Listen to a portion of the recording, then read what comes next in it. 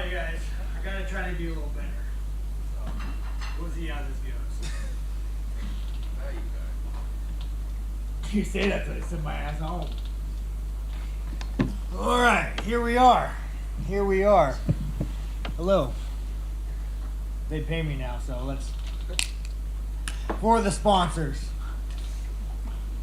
Well, Sean, welcome to Australia. Oh, you get first dibs? Yeah. All right, that's good. Bro, you're looking really sharp today, man. You actually did your fucking hair. I appreciate that. Well, I just knew you were here and I knew you'd call me out on it, so I thought I'd try and spice it up. It's not the Apex anymore. No. It's not the Apex anymore. Oh, man, that's fucking loud. Kind of sucks when you can hear yourself talk. Yeah, turn that bitch down. But yeah, Well- no, you're looking sharp today, man. You're gonna get all the Australian pussy. That's why I do it. That's why you do. I know that's why I do. You all over the purest earring, bro. You might be looking for some. Figured that was going to happen. Sean, I was going to ask you if you've been behaving yourself on enemy territory, but then this story comes out. No, You're punching fans in the ribs, and what's going on there? Listen, you guys. Let me clear this up for you guys.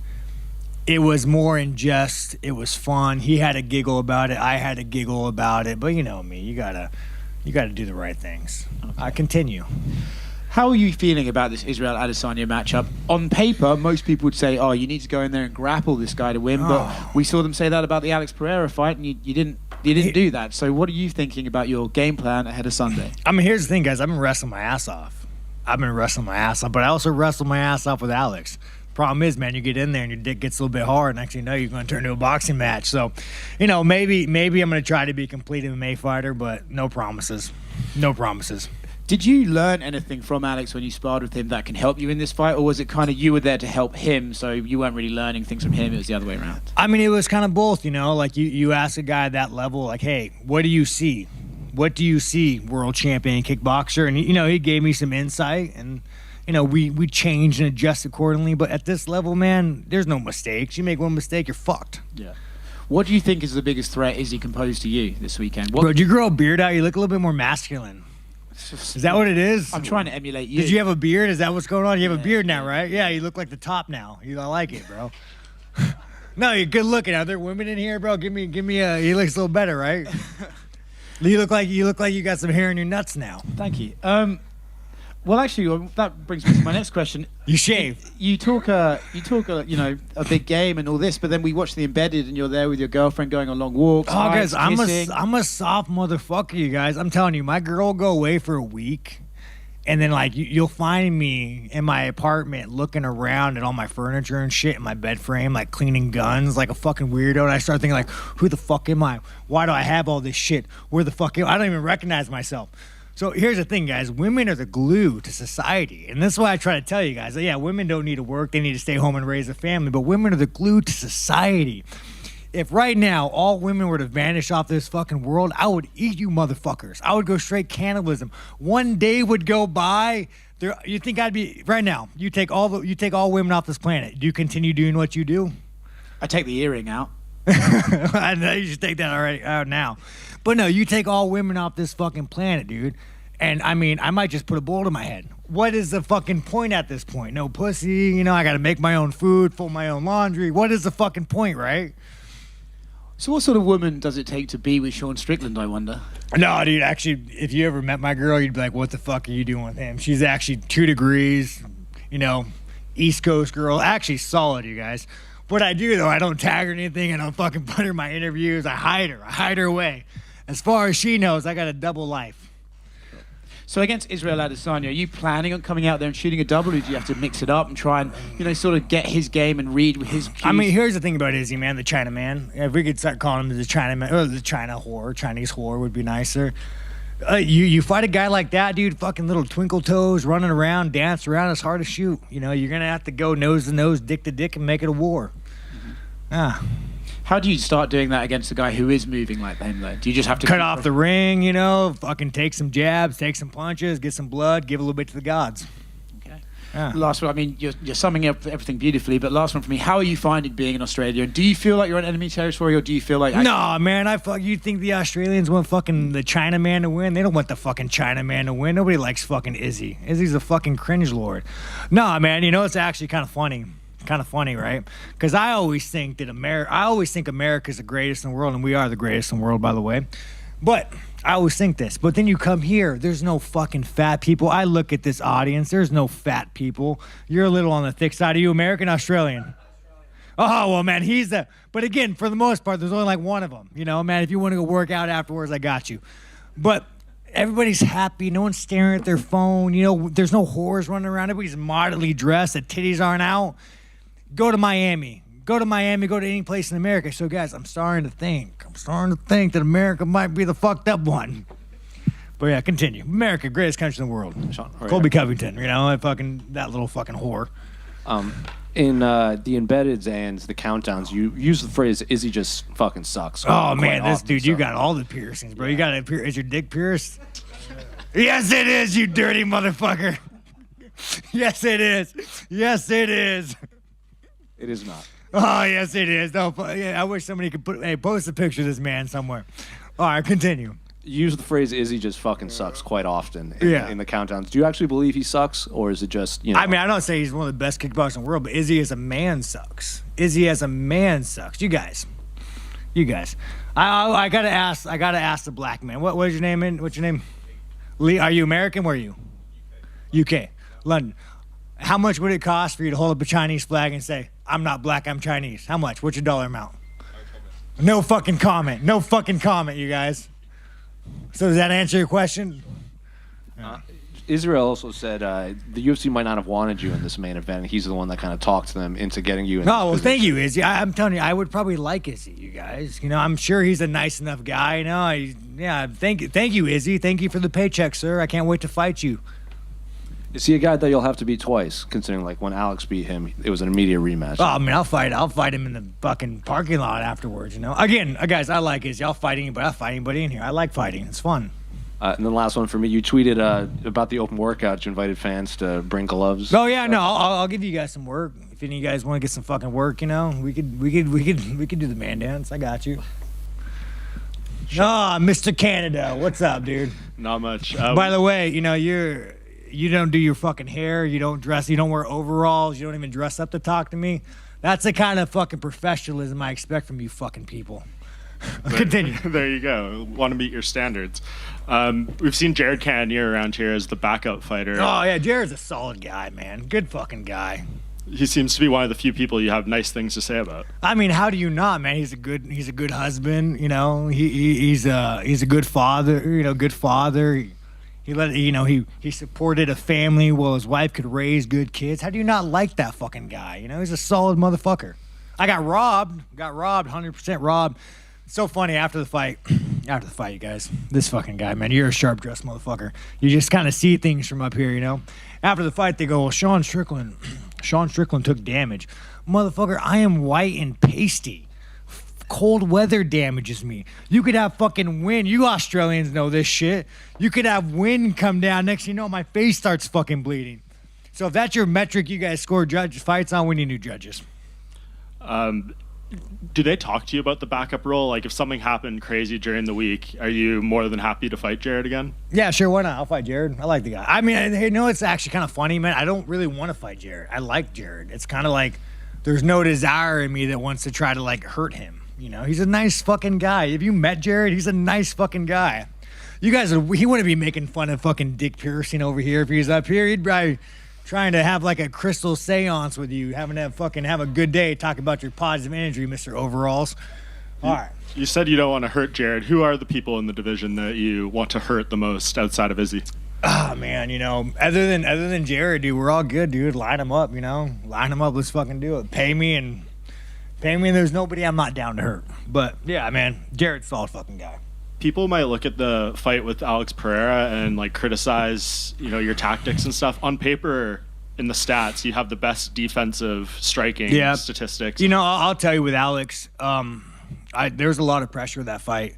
And again, you know, maybe it's my own weakness as a man. I let it get to me, but you have everybody saying, you know, you beat this guy, and you get a world title. So like in the fight, I'm just kind of like, I don't know. I wasn't fighting how I should have fought. Mind you, Alex is one of the best fighters in the world, not taking away his W. You know, fucking A. Hats off, Alex. You're gonna be the next heavyweight champion too.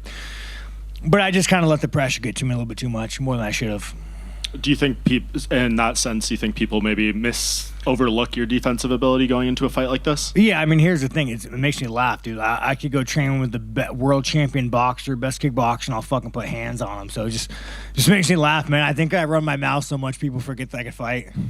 And I spoke to your coach, Eric Nixick, yesterday after I talked to you, and we were talking a bit about, this opportunity. You weren't supposed to be the guy originally. It seems like there was some reluctance. How cognizant are you of like how big this opportunity is, and these title shots don't come around often, and that you need to take advantage of this moment? You guys, it's all bullshit, man. It's all fucking bullshit. Just ask fucking, Cockring over there. Like I'm in it to get a check, and it means so much to me to fight. Like fucking, it means so much to me, but it's a fucking piece of metal. I'm in it for the paycheck. I love this shit. Like having a piece of metal around my waist doesn't define me, doesn't make me who I am. It doesn't make me fucking happy. It'd be nice, but at the end of the day, it's just a fight. It's just fun. Sean over Cockring, here. what's your name, by the way? Jose the Cockring. Got you. Just over here, Sean. So look, over at Extreme Couture, you got some great training partners. This guy dressed up. Thank you, man. You wore a button up. Thank you. Exactly. You got to dress up for talent. So look, Sean, over at Extreme Couture, you got some great training partners, particularly in Chris Curtis, who's been an instrumental training partner for you. The last I don't train years. with Chris Curtis. Don't train with Chris? No, I don't. I love Chris. He's like my best friend, but I don't spar him. Oh, for sure. Well, my next question then would be, when do you think that we could start to maybe see you and Chris Curtis do a live tour of the podcast? Oh man, I got to get more on it, man. Life just fucking throws shit at you. And you get in a fight, they call you for another fight, but I got to get it set up and I got to get it done right. So at some point it will be professional, and then maybe we'll bring some guests on, But as of now, we're just kind of fucking off, being bored. Sean, the press conference last time really got everybody excited for this fight. Everybody just seems to talk about the press conference that's going to happen this week on Thursday. Two questions here. First off, when you had that initial press conference with Izzy, did you know how much? Did you have a feeling how much that was going to blow up, and how, I guess, iconic that press conference would get for a lot of the fans? I mean, dude, Izzy's just a fucking cringe lord. Everything that guy does is like, it makes you fucking wince. I'm like, oh, did he really do that? Like, are you really race baiting Dreykus right now? Like, how in your brain does this how does this play out for you? So, I mean, the thing about Izzy, man, when somebody sucks to that degree, it's pretty fucking easy to make fun of them. Excitement's pretty high for this one. Are you feeling the pressure to deliver in some of this? I don't care, dude. It's kind of like a comedian doing a tour, and everyone's kind of dude. It's not about that, man. It's like Izzy is just such a fucking basic whore. I hope he wears his nail polish. I hope he dresses up. I hope he wears his pearl necklace just to show fucking how the fucking cringe lord shows up.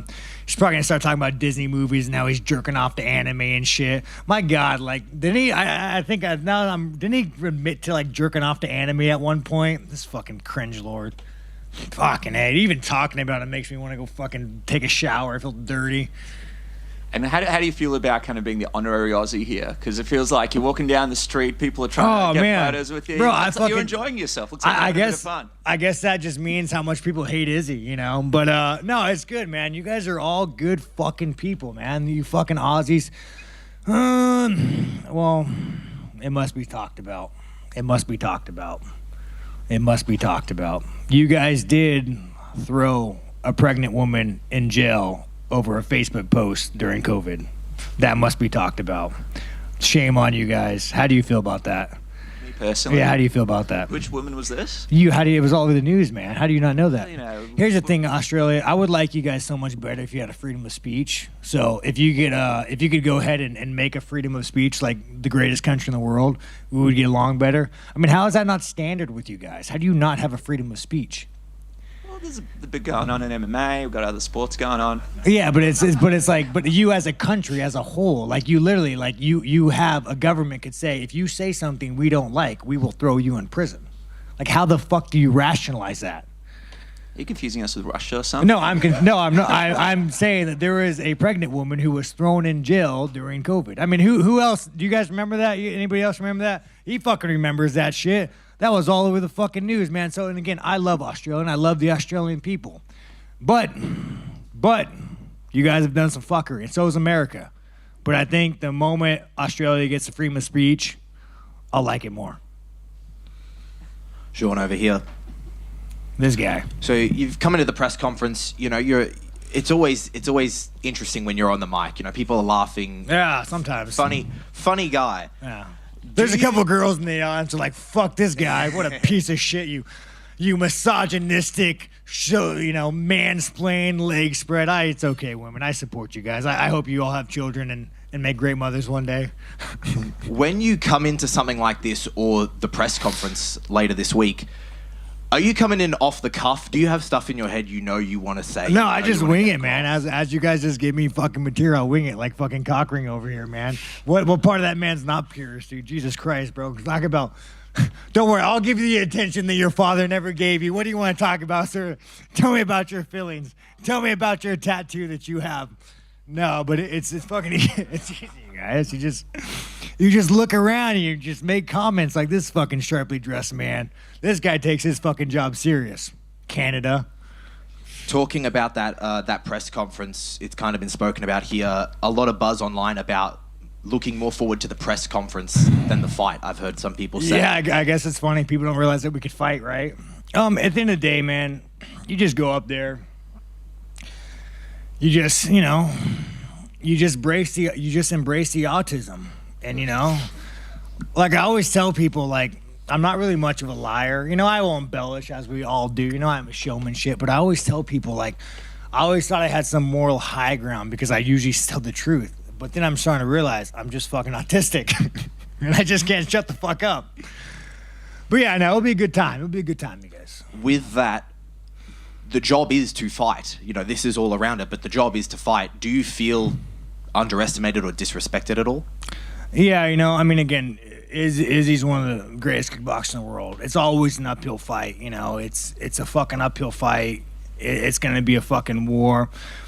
I do think people forget how good of a fighter I am because how much I talk, but, we'll find out Sunday. To the death, right? Let's go, Chinaman.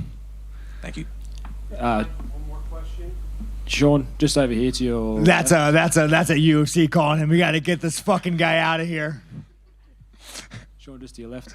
We spoke with Coach Nixick last month. Where are you from? What's your organization? From the stands. From the what? From the stands. Yeah, give you guys some credit, man. You guys are out here with the laptops. You're doing work, man. Give yourself a fucking plug. Go look at this guy. He's actually dressed up, too. He has a fucking haircut, wearing a gold fucking chain. Thank you, Sean.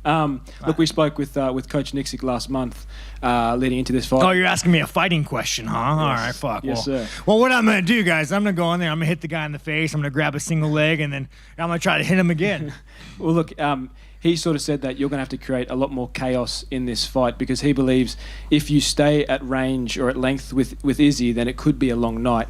What kind of chaos are you going to try and implement come Sunday? Man, I gotta embrace my inner Kelvin Gastelum and just go nose and nose, dick to dick. I think we all know that. You don't want to stand at range with Izzy. You want to fucking go toe to toe, make it a war, make it a dogfight, and accept that either win or you get knocked out. And you know what?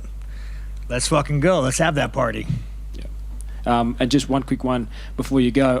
Obviously, Alex and Izzy have similar skill sets, and like you've trained with Alex previously. Yeah. How do you rate Israel as an opponent compared to Alex heading into this fight Sunday? Man, Alex is just a fucking... Izzy's crafty. Alex is just a savage. Alex is one of those guys that, like, you hit me, I hit you, let's see who hits harder. Izzy's not really that way. Izzy's the kind of guy that's going to be like the Chinaman's going to run, twink her toes around, and be crafty. So... I'd fucking way rather fight Izzy than Alex. Cool. Thank you for your time. All right, that's all she wrote. Anyways, you guys are awesome, man. Clap yourselves on the shoulder. You guys, the media, you guys are fucking amazing. All of you fucking guys, man. Canada, next time wear a suit, dude. I'm not going to take questions from you anymore.